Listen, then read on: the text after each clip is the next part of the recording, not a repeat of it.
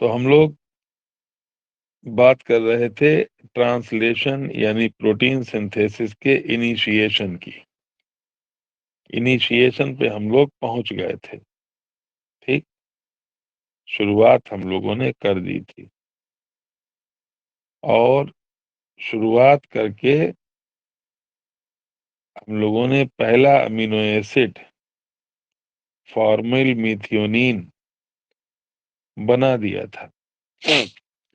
नीचे प्रमोटर पर पहला अमीनो एसिड एयूजी, पहला कोडॉन एयूजी आ गया था और ये वाला ट्रांसफर आरएनए भी यूएसी वाला आ चुका था। ठीक है। पहले छोटी सब यूनिट जुड़ती है, फिर पहला ट्रांसफर आरएनए आएगा और उसके बाद ये IF2 और GTP मिलकर के शुरुआत करेंगे और IF1 50S सब यूनिट को जोड़ेगा। ये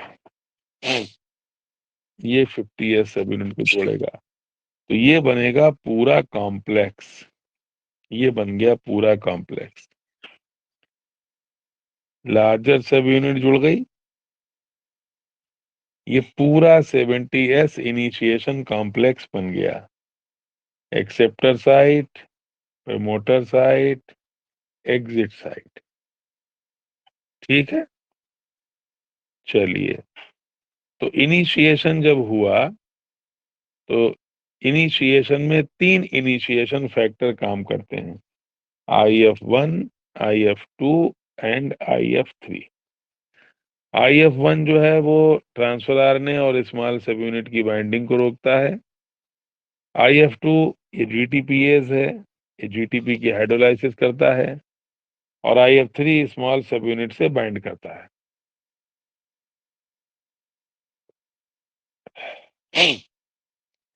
ये तीनों काम आप लिख भी सकते हैं, नहीं भी लिख सकते हैं, जैसा आपकी मर्जी हो। चाहे आप इतना लिख दें कि 3 इनिशिएशन फैक्टर होता है जो काम आते हैं। ठीक, तो ये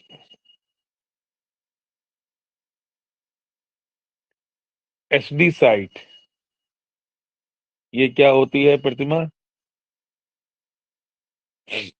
सर ये साइन डेल्गर्नो साइट होती है।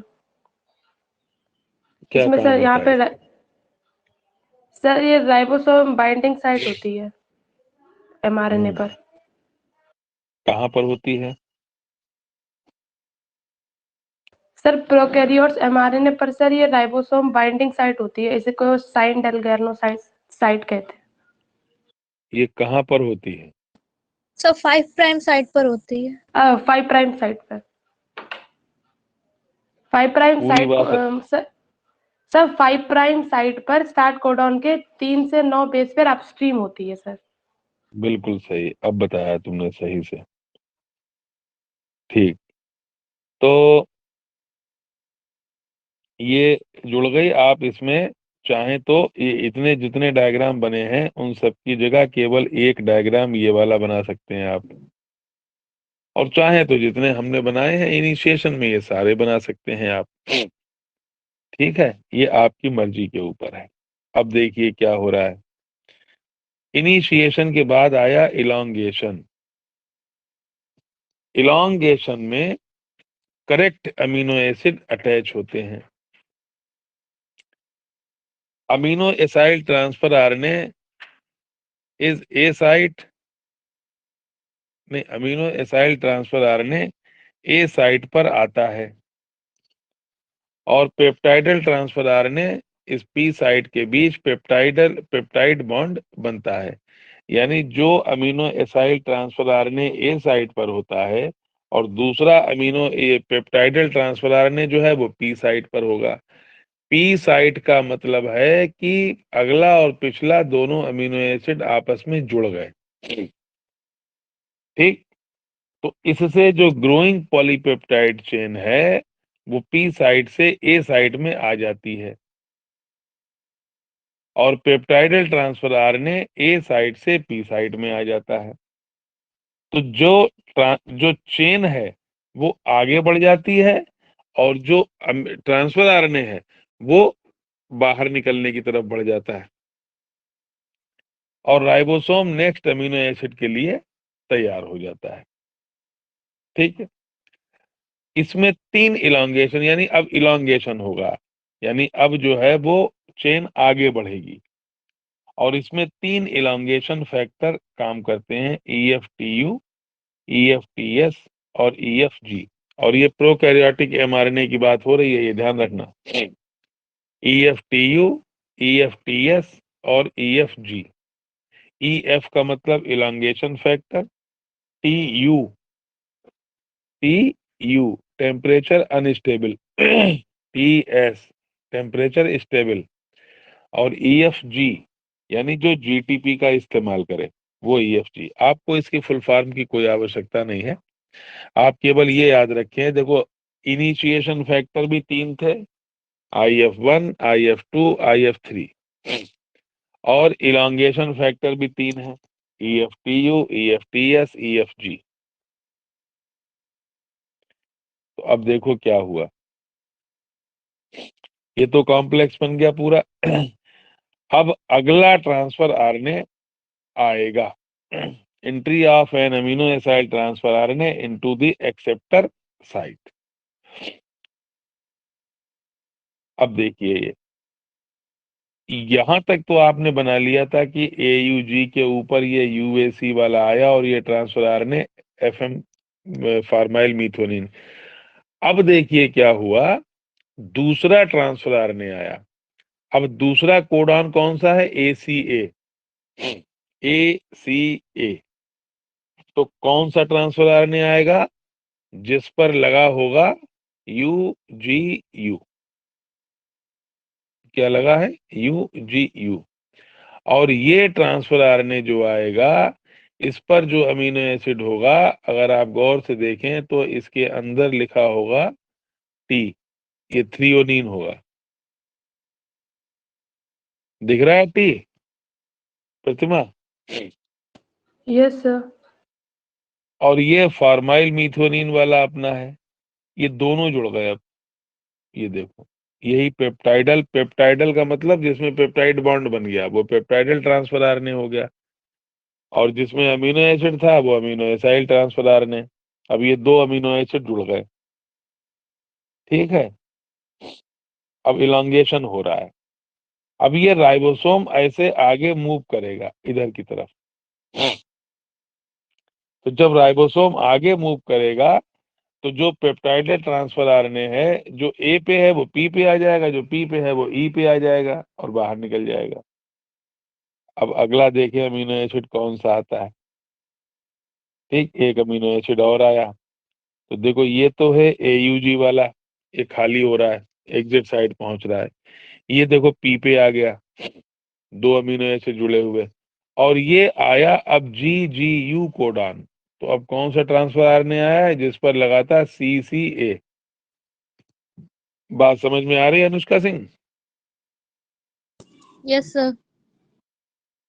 तो mRNA पर कोडान, जो भी कोडान होगा, mRNA पर यहाँ कोडान है GGU, तो वही ट्रांसफर आरएनए आएगा जिस पर एंटी कोडान लगे होंगे CCA, कोडान के अपोजिट वाले। तो ये देखो, ये एक और अमीनो एसिड को लेके आ गए। इस अमीनो एसिड का नाम है ग्लाइसिन। ग्लाइसिन, इस अमीनो एसिड का नाम है ग्लाइसिन। अब ये दोनों जो जुड़ी हुई हैं, ये दोनों इसके नीचे पहुंच जाएंगी। अगले डायग्राम में देखो दिखाई देगा आपको। ये ऐसे इलांगेशन इनका चलता रहेगा और ये दोनों जो प्रोटीन है अमीनो एसिड, ये इस ग्लाइसिन से जुड़ जाएंगे और इस प्रकार से ये प्रोसेस चलता रहेगा। ये इलांगेशन समझ में आ गया? कोई दिक्कत तो नहीं इसमें प्रतिमा?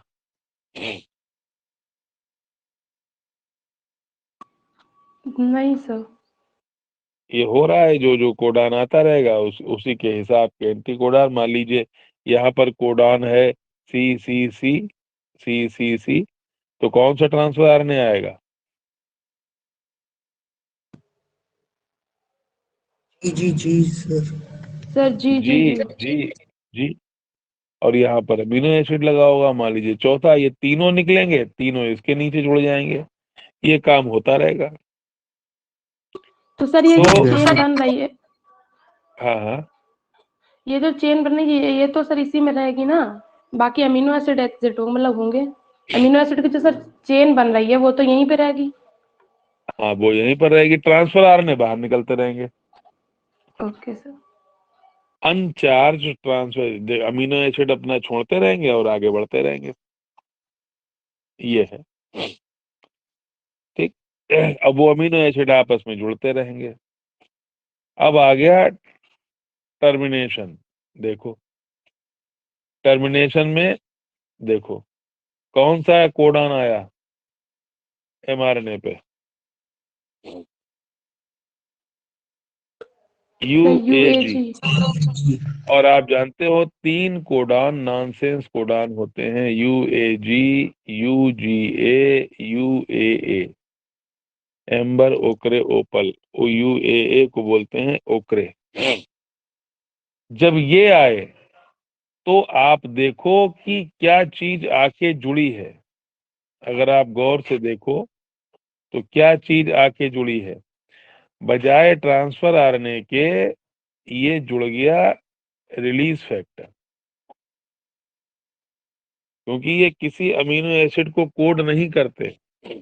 यहाँ तो इन्होंने दिखा रखा है कोडान और anti codon x x x दिखा दिए जुड़े हुए हैं। जब यूएजी आया तो यहाँ पर अब कोई भी ट्रांसफर आरएनए नहीं आएगा, अब आएगा रिलीज फैक्टर। और रिलीज फैक्टर आने से पहले ये जो चेन बनी हुई है, ये बनी हुई है चेन, ये रिलीज हो जाएगी।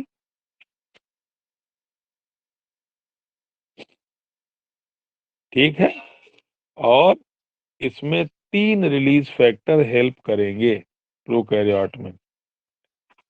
देखिए ए साइट पर किसी नॉनसेंस कोडान या स्टॉप कोडान यूएए, यूएजी, यूजीए के आने पर ट्रांसलेशन टर्मिनेट हो जाता है, अंत हो जाता है, समाप्त हो जाता है। 3 release factor RF1, RF2, RF3 prokaryotes में स्टॉप कोडान को रिकॉग्नाइज करते हैं।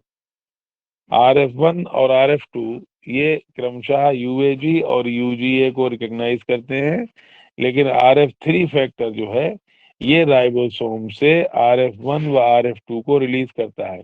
यानी RF3 जो है वो किसी भी कोडान को रिकॉग्नाइज नहीं करते, बल्कि ये RF1 रिलीज फैक्टर 1 और रिलीज फैक्टर 2 को इनको रिलीज करते हैं।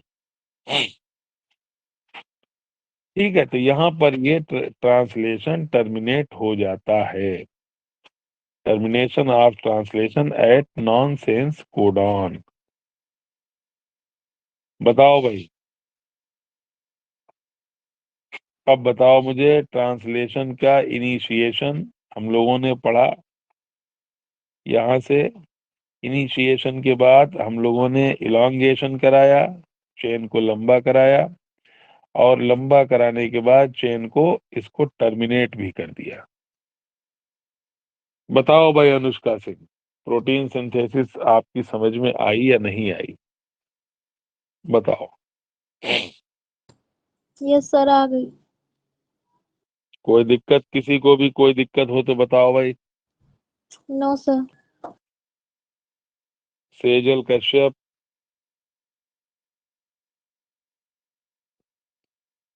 गौरव, नवनीत, हर्ष वाजपेयी, तुमने बड़े मरे मरे लफ्जों में कहा कि आ गई, ऐसे लग रहा है तुमने जबरदस्ती कह रही हो आ गई।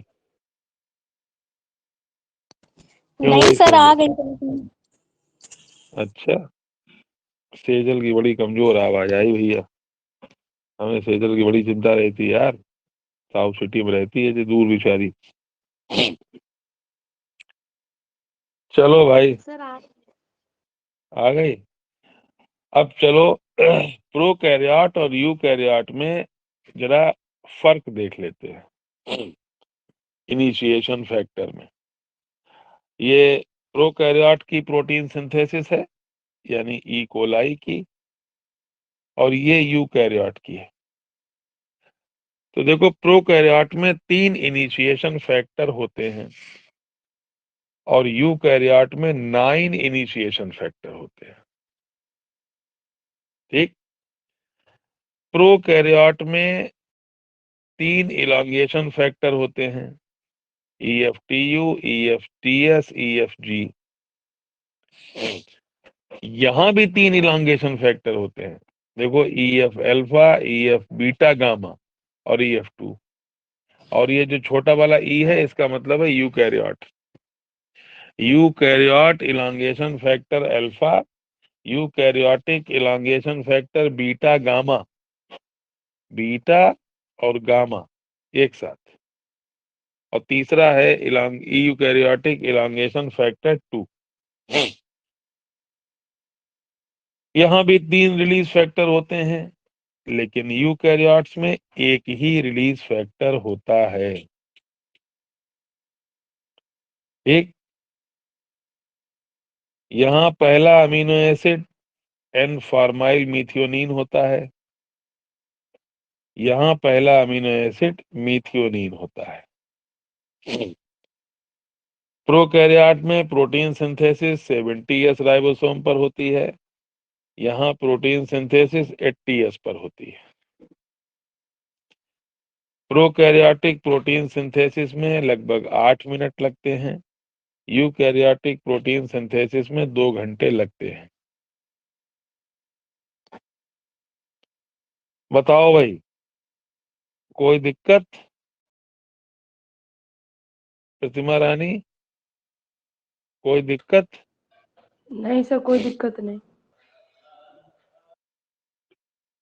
कौन सी प्रोटीन सिंथेसिस आसान लग रही तुम्हें, प्रोकैरियोट की या यूकैरियोट की? Sir prokaryote E coli. क्योंकि उसमें कम समय लगता है, तो ये आसान होनी चाहिए, यही तो मतलब है। जी सर। अब पहुंचो वहीं पर, कहां पर हमने तुम्हें बताया था कि जेनेटिक कोड में एक जगह बॉबल हाइपोथेसिस थी, याद आई? बाइबल हाइपोथेसिस निकालो अपने नोट्स में। हमने कहा था ये तुम्हें बाद में बताएंगे, जब प्रोटीन सिंथेसिस पढ़ाएंगे उसके बाद। याद है प्रतिमा? नहीं याद है, तुम भूल गई, तुमने याद भी नहीं नहीं सर। दिलाया। तुमने याद कहाँ दिलाया यार, हमें अचानक याद आ गया। Sorry sir. बॉबल, बॉबल का मतलब होता है जंपिंग, उछल कूद, एक जगह टिकने न टिकने वाला, ठीक, विचलित मन जैसे होता है, ऐसे ही बॉबल हाइपोथेसिस। देखो, एक बात बताओ मुझे, हम लोग बोलते हैं कि ये एमआरएनए है, यहाँ पर एक कोडान आया, फिर एक ट्रांसफर आरएनए आया, और ट्रांसफर आरएनए के नीचे अमीनो एसिड लगा है, और ट्रांसफर आरएनए पे वही जो कोडान लगे होंगे, ठीक। इसका मतलब एक अमीनो एसिड अगर हमें लेकर के आना है प्रतिमा रानी, तो एक ट्रांसफर आरएनए चाहिए अमीनो एसिड को लाने के लिए। क्यों भाई हर्ष वाजपेयी? एक अमीनो एसिड को लाने के लिए एक ट्रांसफर आरएनए चाहिए हमको। क्यों भाई सेजल कश्यप, अनुष्का शर्मा, बताओ, यस सर। सही बात है ये? यस सर, प्रतिमा बिल्कुल रानी, चाहिए। Yes sir. बिल्कुल चाहिए।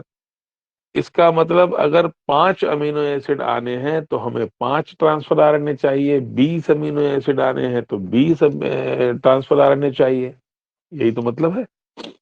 जी जी सर। अच्छा, कितने अमीनो एसिड होते हैं? 20 अमीनो एसिड होते हैं, ठीक। और मैक्सिमम जो ट्रांसफर आरएनए होते हैं वो 30 से 32 ट्रांसफर आरएनए होते हैं बस। और जो सबसे छोटी प्रोटीन होती है इस दुनिया में, जो सबसे छोटी प्रोटीन है उसका नाम क्या है? बता सकता कोई? इस दुनिया में सबसे छोटी प्रोटीन का नाम क्या है? ग्लाइसिन। ग्लाइसिन तो अमीनो एसिड है बेटा, प्रोटीन कहाँ। दुनिया की सबसे छोटी प्रोटीन है इंसुलिन। नाम सुना है गौरव? जी सर, जी सर। क्या काम होता है इसका?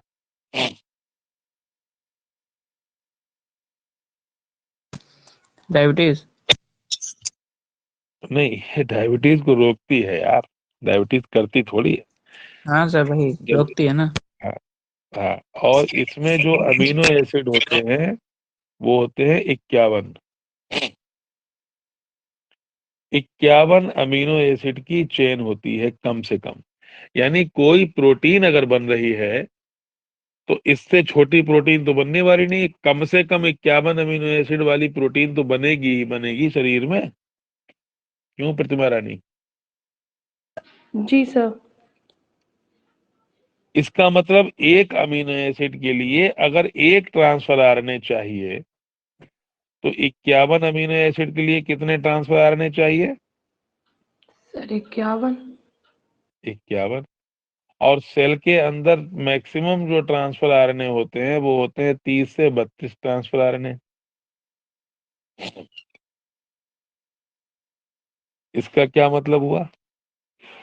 इसका मतलब ये हुआ कि ये जो हम लोग पढ़ते हैं कि एमआरएनए पर कोडान आया और फिर ट्रांसफर आरएनए आया और फिर ट्रांसफर आरएनए ने अपना अमीनो एसिड छोड़ा और फिर बाहर चला गया, ये बात पूरी तरह से सत्य नहीं है। जरूर कुछ ट्रांसफर आरएनए ऐसे होते हैं जो आते हैं फिर वापस जाते हैं, फिर दूसरा अमीनो एसिड लाते हैं, फिर वापस जाते हैं, फिर तीसरा अमीनो एसिड लाते हैं और फिर बाहर जाते हैं, फिर एग्जिट होते हैं। गौरव, बात समझ रहे हो? हाँ सर। बात समझ में आ रही है अनुष्का सिंह? Yes sir. भाई अभी तो हमने ये कहा कि जो स्टूडेंट है, जैसे टीचर बैठा हुआ है और स्टूडेंट से कहा कि अपनी कॉपी लेकर के आओ, कॉपी जमा करो जाओ, कॉपी जमा करो जाओ, कॉपी जमा करो जाओ। लेकिन ये ऐसे भी स्टूडेंट होते हैं जो एक बार कॉपी रख गए, फिर वापस गए, दूसरी कॉपी लाए, फिर वापस गए, तीसरी कॉपी लाए और फिर बाहर जाते हैं। ठीक है? ऐसा कब और क्यों होता है ये तुम्हें पढ़ना है बाबल हाइपोथेसिस में। Transfer RNA base pairs with mRNA codons by a 3-base sequence on the transfer RNA called anticodon. Transfer RNA पे एंटीकोडॉन होते हैं, मैसेंजर आरएनए पे कोडॉन होते हैं। इनमें आपस में जब ये मिलते हैं तो ये कहानी चलती है। फर्स्ट बेस ऑफ कोडॉन, गौर करो आप, ये अगर एमआरएनए है और ये आपने बनाया AUG, तो अगर ये 5 प्राइम से 3 प्राइम है तो पहला बेस हुआ एडेनिन, दूसरा हुआ यूरेसिल, तीसरा हुआ गोनिन। ये तो कोडॉन का पहला बेस। ठीक। और ये आया एंटीकोडॉन ट्रांसफर आरएनए, तो ये हुआ 5 प्राइम टू 3 प्राइम। ये हुआ यूरेसिल, एडेनिन और साइटोसिन। तो अगर फर्स्ट बेस ऑफ कोडॉन और थर्ड बेस ऑफ एंटीकोडॉन, ये पेयरिंग अगर स्ट्रांग है, अगर ये पेयरिंग स्ट्रांग है,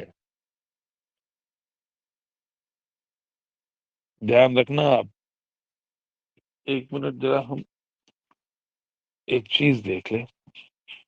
मेरे ख्याल से जो बाबल हाइपोथेसिस होनी चाहिए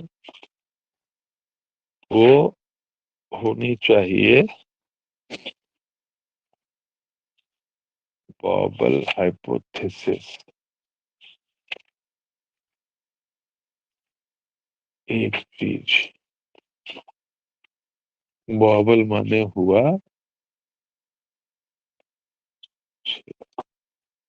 उछल कूद,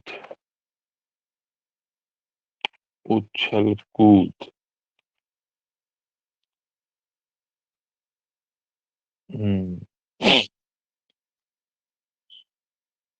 Base at the 5' end of the anticodon also shows non-standard base pairing with any of several bases located at 3' end of a codon.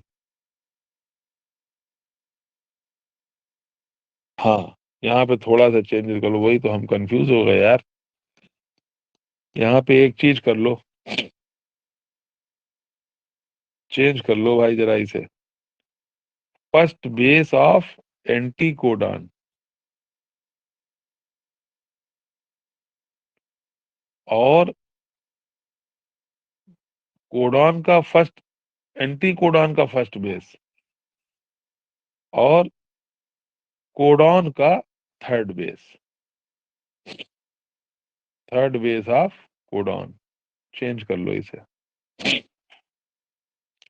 यानी अगर आप एमआरएनए पर AUG है, ठीक, तो इसका जो फर्स्ट बेस हुआ वो एडेनिन हुआ, थर्ड बेस हुआ ग्वानिन, और ट्रांसफर आरएनए जो आएगा उसका फर्स्ट बेस क्या हुआ? अगर UAC जोड़ते हैं तो इसका फर्स्ट बेस हुआ साइटोसिन, थर्ड बेस हुआ कोडॉन। और पेयरिंग, कौन सी पेयरिंग की हम बात कर रहे हैं? ये पेयरिंग, सॉरी, हम इस पेयरिंग की बात कर रहे हैं। गौर से देख लो, ये पेयरिंग दिखाई दी आपको प्रतिमा रानी? Yes sir. तो इसमें फर्स्ट बेस ऑफ एंटीकोडॉन और थर्ड बेस ऑफ कोडॉन, ये पेयरिंग बॉबल होती है, ये पेयरिंग स्टेबल नहीं होती। First base of anticodon and third base of codon, इसको समझ लेना, ठीक है? अगर हम देखिए, गौर से सुनना, ये है फर्स्ट, सेकेंड, थर्ड, ये तो कोडॉन हो गया। नीचे जो ट्रांसफर आरएनए आ रहा है अमीनो एसिड को लेकर के जो आ रहा है उसमें है UAC, इसका ये पहला बेस है, ये सेकेंड है, ये थर्ड है, और ये हुआ 5' to 3'। हम इस पेयरिंग की बात कर रहे हैं। एंटीकोडॉन का फर्स्ट बेस और कोडॉन का थर्ड बेस, इनके बीच में पेयरिंग बॉबल होती है, यानी स्ट्रॉन्ग पेयरिंग नहीं होती। स्ट्रॉन्ग पेयरिंग जब नहीं होती है तो ये ट्रांसफर आरएनए वापस चला जाता है। शर्त यही है कि ये वाली जो पेयरिंग है इनमें कोई चेंज नहीं होना चाहिए। तो ये कम से कम 3 बार नए नए अमीनो एसिड को ला सकता है, और वो अमीनो एसिड को कब कब ला सकता है? जब उस पेयरिंग की कुछ खास शर्तें होती हैं। ये चेंज कर लिया तुमने, फर्स्ट बेस ऑफ एंटीकोडॉन कर लिया? Yes, sir. Yes If sir. the anticodon triplet of transfer RNA recognized only one codon triplet through Watson-Crick base pairing, cell would have a different transfer RNA for each codon of an amino acid.